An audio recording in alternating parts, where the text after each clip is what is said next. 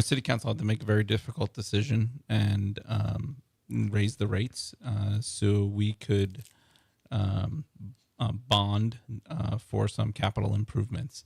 And lining is one of those improvements, as well as panning of manholes as well, to reduce the amount of I&I that you started this conversation with. That our capacity on a normal day is just fine. It's when we get into these wet weather situations, and that is how the DEP measures capacity, is at an average annual daily flow.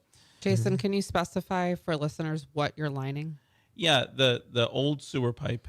It's where they go in and they actually put in a piece, and then there's a chemical a chemical process occurs that seals the and that prevents the rainwater from seeping into the pipe, which would then eventually run into our wastewater system. Correct. And then increasing the wastewater that we're getting in.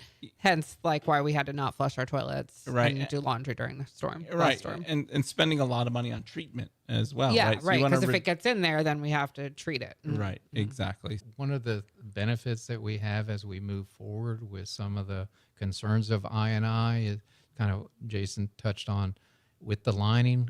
Most of the lining that we've done in the past is in areas in the beginning, areas that were installed is vitrified clay piping. And it's done in much shorter sections, and it cracks and the seams start to leak more.